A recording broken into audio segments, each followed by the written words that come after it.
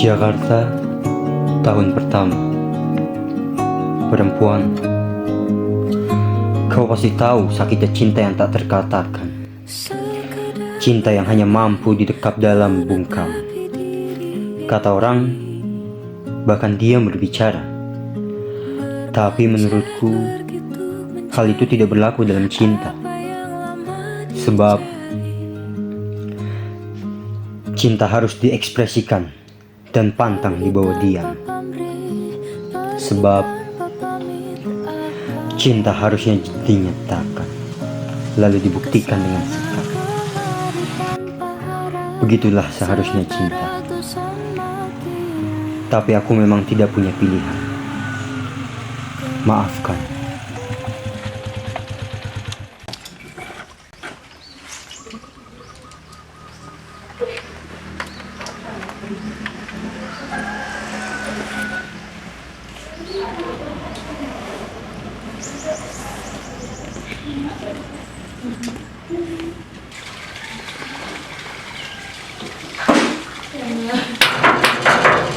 Paket. Iya, sebentar. Permisi, paket. Lebaran banget sih.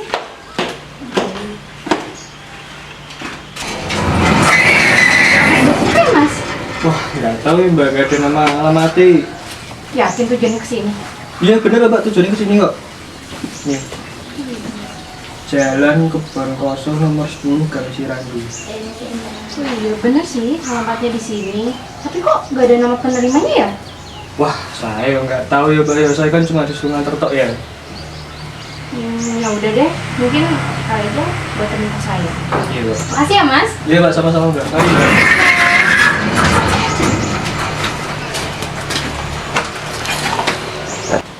Kira-kira apa ya isinya? Bikin penasaran. Paket tuh. Dari siapa ya? Nggak bisa tahu. Iya tapi kok nggak ada nama pengirim sama alamat pengirimnya ya? Nama penerimanya juga nggak ada lagi. Masa sih? Coba lihat. Nih, Lah, iya, aneh banget. ya kan? Aneh kan? Emangnya siapa yang tadi kirim? Ya tukang paket lah, masih tukang gojek. Ya iya sih, tapi benar alamatnya ke sini. Ya benar, makanya ditujuin ke sini. Enggak sebelah. Kok yang pasang paket? Enggak sih, aku nggak bisa paket. Aku juga enggak. Aku juga enggak. Saya tidak sih. Nah, terus punya siapa nih? Mending kita buka aja gimana? Ya tidak boleh lah. Orang Ya, paket ini boleh. bukan punya kita kok. Kalian pasti penasaran kan sama isinya? Tidak. Kok salah aja kayaknya. Mending dibuka terus ditutup lagi. Tidak. Disimpan aja sih. Ini bukan paketnya punya kita juga. Ya tuh, daripada nanti Pak Kurirnya datang lagi terus kita disuruh ganti rugi. Iya. Gimana? Terus gimana nggak dibuka? Kataku sih, untuk sementara paket ini simpen dulu 3 harian. Siapa tahu nanti Pak Kurir datang lagi. Boleh. Ya udah, makanya aku simpan dulu aja deh.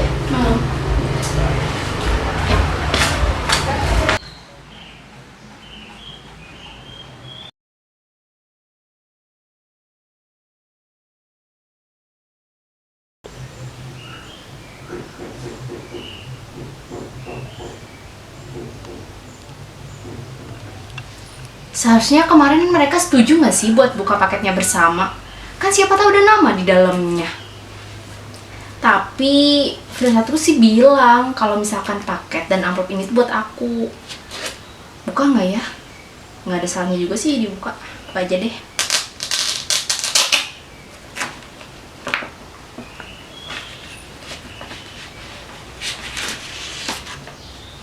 Widih, jadi keinget tulisan zaman SMA nih. Pasti penulisnya serius banget.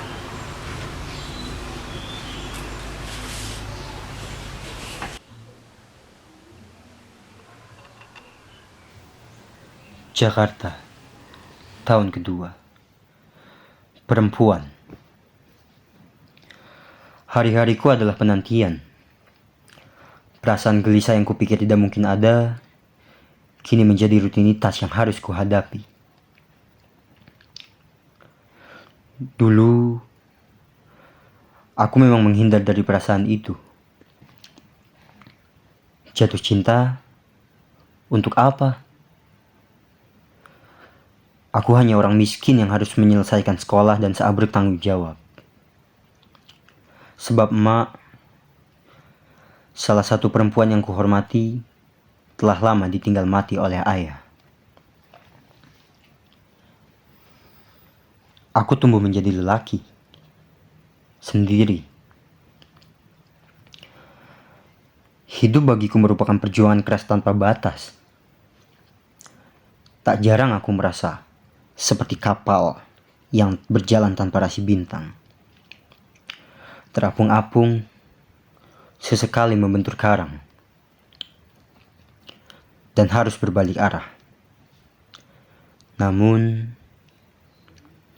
ketika melihatmu pertama kali di masjid sore itu, hatiku begitu saja bicara. Kau adalah perempuanku, takdirku, untuk pertama kali dalam hidup, sebab kini aku punya cita-cita. Koni, curang sekali. Tuh kan, udah kita duga kalau kamu pasti bakal nekat buka paketnya. Kamu gak mana, Dek? Maaf.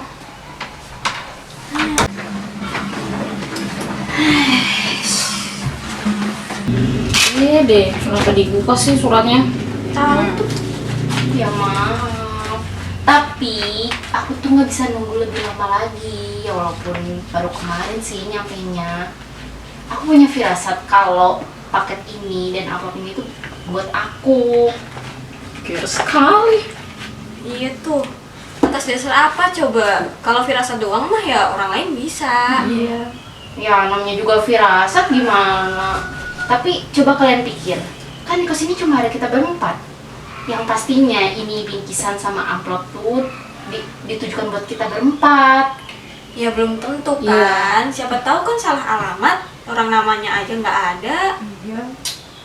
Kalian tuh terlalu banyak berpikir, tahu nggak? Bukan gitu, kan banyak berpikir. Tapi kan ini nggak tahu ini paketnya siapa kan? Tapi ini alamatnya tuh udah jelas banget dikirim ke kos Tapi kita. kan nggak ada namanya. Ya makanya dari itu kita buka biar kita tahu, siapa tahu kan ada nama di Tapi kan dalamnya. nggak sopan, Din. Ayolah, kalian itu terlalu banyak berpikir, tahu nggak? Nggak ada salahnya juga kan kita buka. Ya udahlah Dek, terserahmu aja. Capek aku mikirnya. Kalian penasaran kan pasti kan? Oh, saja mungkin tidak. Nggak mungkin nggak penasaran. Orang ini paketnya bukan punyanya kita kok. Ya nggak penasaran lah. Tapi guys, nggak ada salahnya juga nggak sih kita buka paketnya? Nah, tuh kan, mending dibuka sekarang. Aku tadi udah sempat bacakan satu surat. Itu isinya bagus banget, kalian harus baca. Ya tapi gimana kalau ini paketnya bukan buat kita? Kan kita bisa bungkus lagi. Ya. Tapi nggak gitu juga sih, Dek. Please lah, kalian harus baca suratnya. Ya udah deh. Ayo kita buka terus kita cari tahu siapa Nah. yang punya paketnya. Suratnya dulu kita baca. Oh iya. Itu dong dari tadi. Kelamaan. Kamu. Nih, aku bacain ya. Jakarta, tahun ketiga. Siapa yang bisa memilih cinta? Siapa juga yang bisa memutuskan kapan cinta harus hadir dan kepada siapa cinta harus tumbuh? Tak ada. Sebab cinta adalah anugerah. Rahasianya yang unik dan barangkali tak selalu bisa dijelaskan. Aku mencintaimu, perempuan, tanpa keraguan dan dengan keyakinan penuh. Aku menjatuhkan pilihan.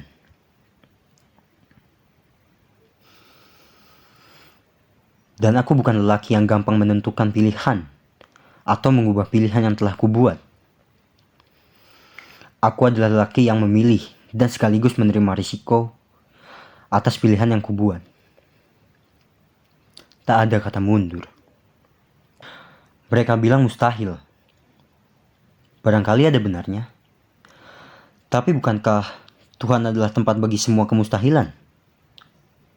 Itulah mengapa dalam iman yang tak seberapa selama 8 tahun ini telah kusandarkan jawaban doa padanya. Cita-cita untuk bisa menjadi tua bersamamu.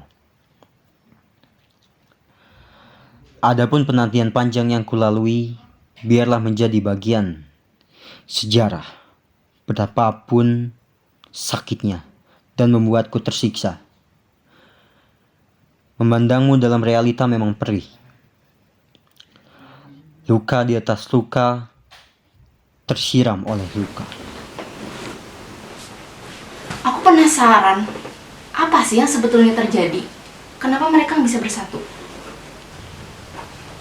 Mungkin perempuan itu tidak mencintai dia deh.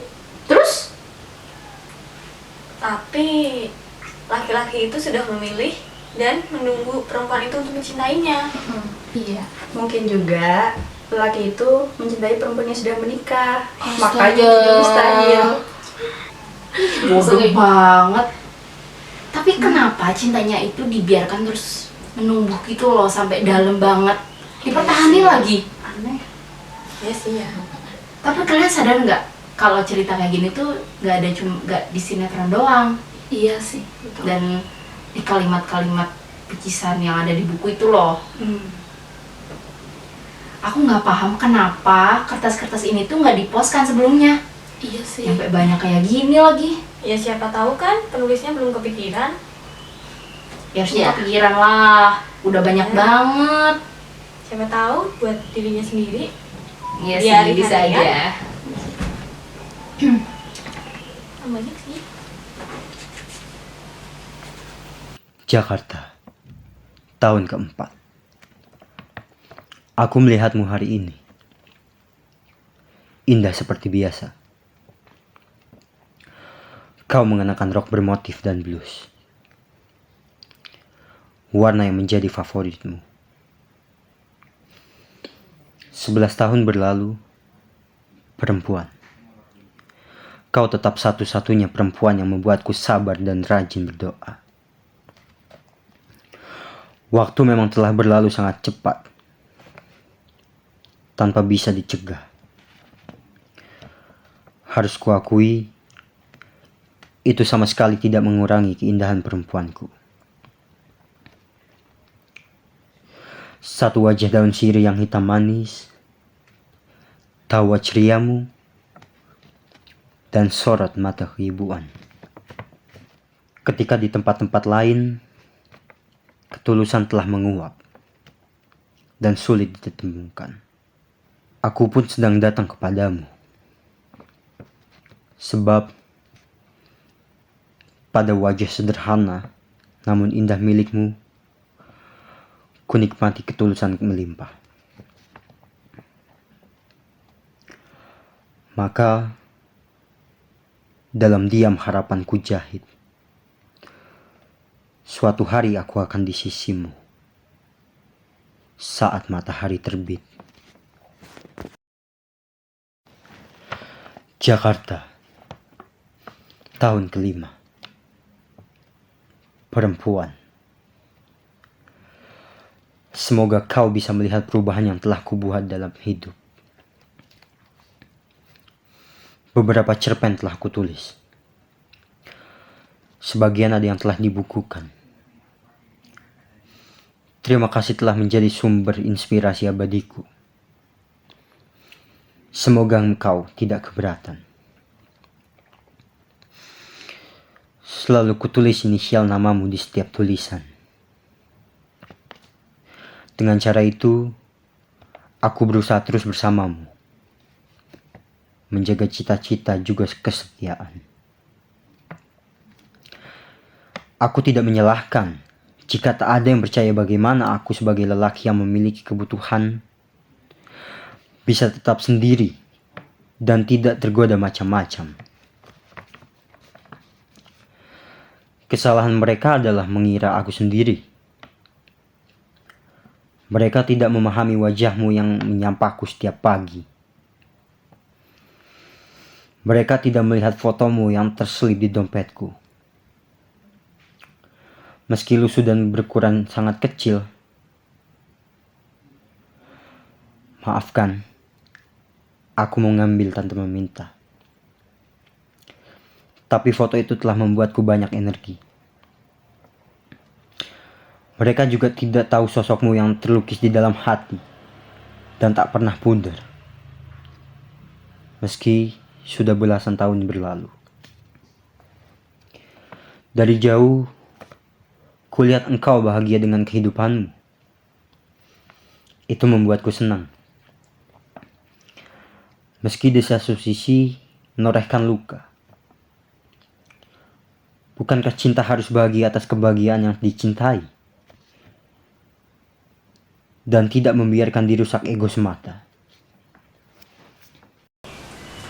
Aku penasaran, apa sih bingkisan ini isinya? Gimana kalau dibuka? Baca surat aja udah salah deh, apalagi kita buka bingkisannya. Orang ini bukan punya kita, kok masa mau buka sih? Ya tapi penasaran. Tidak sopan. Buka. Tidak. Ya udahlah, mau dibilangin sampai tahun depan juga dia bakal ngeyel. Mending buka. Tapi bentar. Ini ya, ada surat yang paling panjang loh. Aku bacain lagi. Jakarta, tahun ke-6. Cinta. Aku harap surat ini sampai padamu. Sekaligus kukirimkan surat-surat yang sebelumnya tak pernah kukirim. Hanya 2 alasan yang membuatku mengirimkan surat ini. Sejak pertama aku mengenalmu, telah kutekadkan untuk menyerahkan semua ungkapan perasaan dan bukti kesungguhanku padamu. Jika masanya tiba, jika Allah memberi pertanda dan membuang satu kemustahilan sehingga aku bisa bersamamu. Kedua, jika aku merasa waktuku akan tiba tak lama lagi. 3 tahun ini, kesehatanku memang kurang baik. Satu-satunya yang kusesali adalah membuatku tak bisa mengejarmu wajahmu lagi.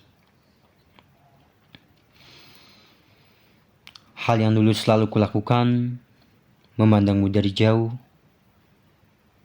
kini tidak bisa lagi. Melihatmu berbicara dan tertawa membuatku merasa hidup. Barangkali memang harus begini ketentuan Allah. Bahwa selamanya aku hanya bisa memilikimu dalam angan, harapan, dan impian. Tidak lebih dari itu. Tapi perempuan, tak pernah aku sesali pilihan yang telah kubuat. Sebab bisa memiliki harapan untuk bersamamu sudah lebih dari cukup bagiku. Sebab seperti yang pernah kukatakan, sebelumnya aku tak pernah mempunyai cita-cita. Dan perempuanku memberiku cita-cita itu. Aku mencintaimu. Teramat dalam pada terdalam cinta. Dan telah pula kubuktikan semampuku. 6 tahun meneropong kebahagiaanmu. Bingkisan ini harus kusampaikan kepadamu sebagai bagian dari harapan indah yang telah kubangun. Entah tangan siapa yang memulai menyobek bingkisan dengan sampul koran itu. Di dalamnya tampak sebuah kertas kado dengan warna coklat. Dear Dinda. Masya Allah, ini beneran buat Dinda. Buat aku. Iya tuh buat kamu. Nih ada tulisannya. Ih, so sweet banget.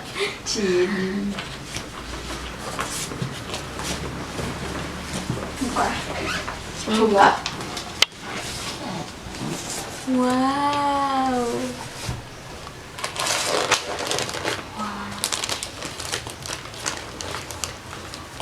Tapi cowoknya siapa ya? Bikin penasaran sekali. Nggak tahu, aku juga penasaran. Gebetanmu kali. Aku nggak punya gebetan. Tahu kan? Coba lihat nih. Masih ada satu surat lagi. Aku coba baca ya. Coba baca. Bingkisan ini harus kusampaikan kepadamu sebagai bagian dari harapan indah yang kubangun. Dulu, aku selalu membayangkan memberikannya langsung kepadamu, sekaligus bersimpuh di lutut dan mengucapkan kata-kata lamaran yang layak dikenang dalam sisa hidupku.